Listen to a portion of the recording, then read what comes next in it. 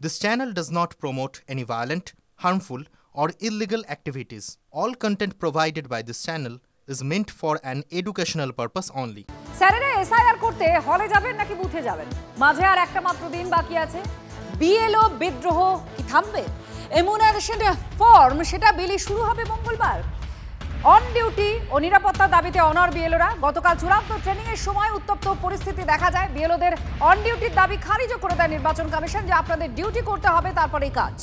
দাবি পূরণ না হলে কিছুতেই কমিশনের কাজ নয়, পাল্টা দাবি আন্দোলনকারী বিএলওদের।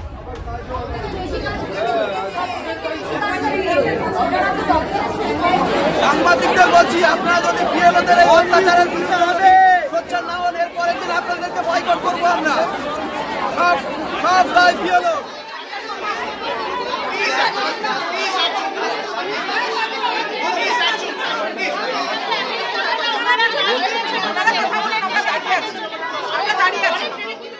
কালকে থেকেই বুথে বুথে যাওয়া আছে বিএলওদের। 4 তারিখ থেকে শুরু হচ্ছে বিএলওদের কাজ, কিন্তু একগুচ্ছ প্রশ্ন সামনে দাঁড়িয়ে রয়েছে। বিএলওরা তারা চাইছেন যে আমাদের সুরক্ষা দেওয়া হোক এবং অন ডিউটিতে যে কাজ করতে হবে, অর্থাৎ তাদের ক্লাস করতে হবে, স্কুল করতে হবে, তারপর তাদেরকে এই কাজ করতে হবে।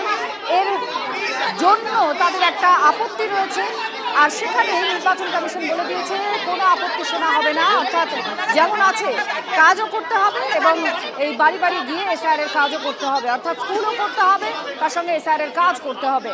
আর তার মধ্যে বিএলওদের একাংশ ব্যাপক বিদ্রোহী হয়ে উঠেছেন। তারা বলছেন যে তাদের নিরাপত্তা দিতে হবে, কেউ কেউ বলছেন আবার কেন্দ্রীয় বাহিনীর নিরাপত্তা দিতে হবে, এটা ভোটের কাজ, কেন নিরাপত্তা দেওয়া হবে না। এই মুহূর্তে যে ছবি আপনারা দেখছেন সেটা নজরুল মঞ্চে গতকাল বিএলওদের যে প্রশিক্ষণ ছিল, মিটিং ছিল, সেখানে এই বিশৃঙ্খল একটা উত্তেজনা তৈরি হয় বিএলওদের মধ্যে। বিএলওদের একাংশরা তারা এই দাবিগুলো নিয়ে সরব হন। এবার পূর্ব মেদিনীপুরে যাব, সেখানকার ছবি। সেখানে কি ছবি দেখা যায়? সেই একই রকম দাবি, একই রকম ভাবে একটা বিশৃঙ্খল পরিস্থিতি তৈরি করে পূর্ব মেদিনীপুরের ছবি। তারাও নিরাপত্তা চাইছেন, সুরক্ষা চাইছেন। কাল থেকে কাজ শুরু হচ্ছে।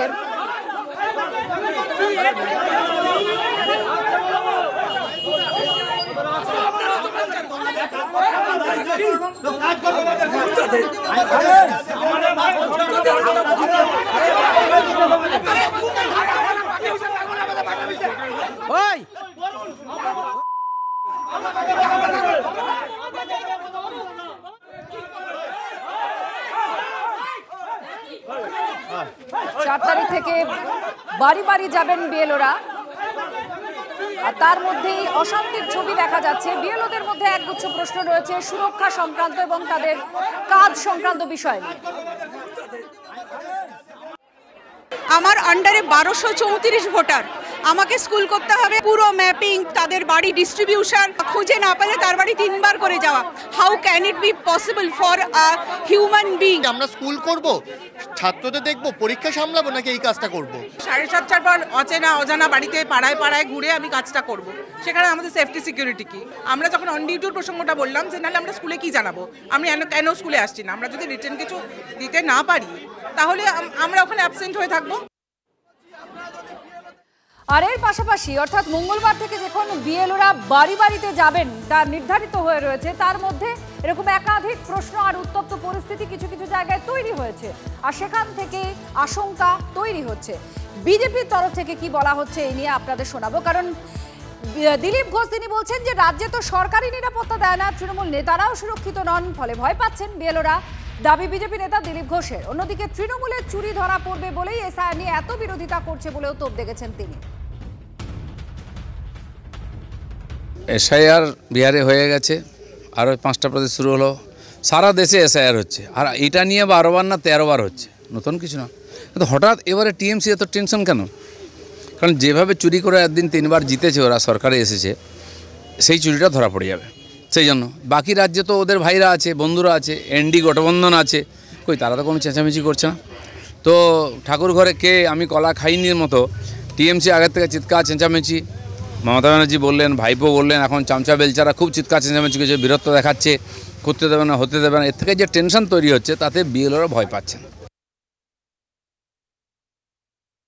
না। নিরাপত্তা তো সারা দেশে কেউ চায় না, কারণ এখানে সরকারি নিরাপত্তা দেয় না, আর এটা দেয় না সারা সমাজে বয়ে আছে। খুন ধর্ষণ যেভাবে বাড়ছে, সাধারণ মানুষ ভয় পাচ্ছে। আজকে এমন অবস্থা, টিএমসির নেতারাও সুরক্ষিত নন, যে গুন্ডারাজ মাফিয়ারাজ ওরা কায়েম করেছে তার বলি নিজেরা চড়ছে। তো এর ফলে অসুরক্ষার ভাব সারা সমাজে, বিএলওরও তার বাইরে নয়, তারাও ভয় পাচ্ছেন। তৃণমূল কংগ্রেস মুখপাত্র তন্ময় ঘোষ এই মুহূর্তে আমাদের সঙ্গে রয়েছেন, তার সঙ্গে কথা বলবো। তন্ময় বাবু, আপনি শুনলেন দিলীপ ঘোষের বক্তব্য, আপনার প্রতিক্রিয়া?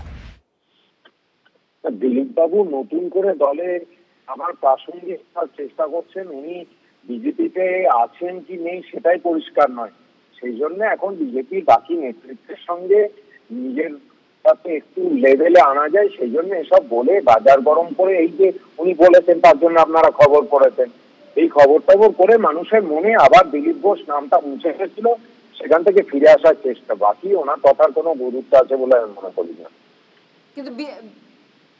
কিন্তু বিএলওদের তরফ থেকে যে একাধিক অভিযোগ বা প্রশ্ন সামনে আনা হয়েছে, এটা নিয়ে কি বলবেন? করার কোনো কারণ নেই, তারা যদি নিরপেক্ষতার সঙ্গে কাজ করুন, তারা বিজেপির যে নেতৃত্ব যেমন শুভেন্দু অধিকারী ধমকি চমকি দিচ্ছে, সেই ধমকি চমকিতে না থেকে তাদের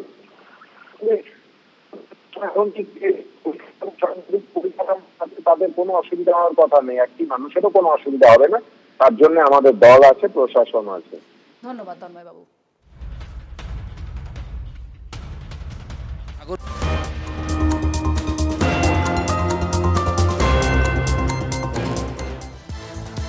স্কুলে স্থায়ী দুজন শিক্ষক, দুজন নেই বিএলও, একমাত্র পার্শ্ব শিক্ষককেই সামলাতে হবে স্কুলের দায়িত্ব, আর তাতেই চিন্তা যে কিভাবে গোটা স্কুল চলবে।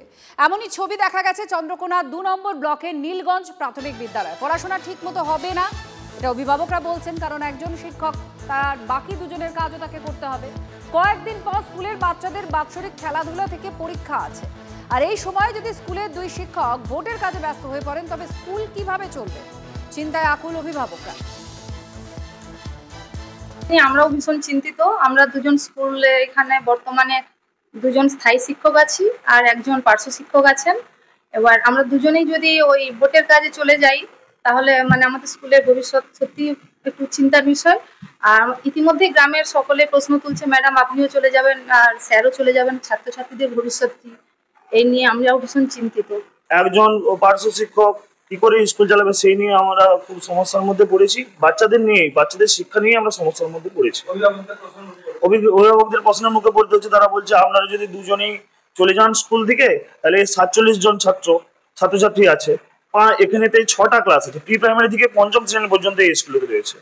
এই 6টা ক্লাসের যেহেতু সামনের ডিসেম্বরে এখানে বার্ষিক পরীক্ষায় তারা কি করে পারফর্ম করবে, মানে 1 মাস তো পুরো গ্যাপ হয়ে যাচ্ছে দীর্ঘ পূজা ছুটির পরে।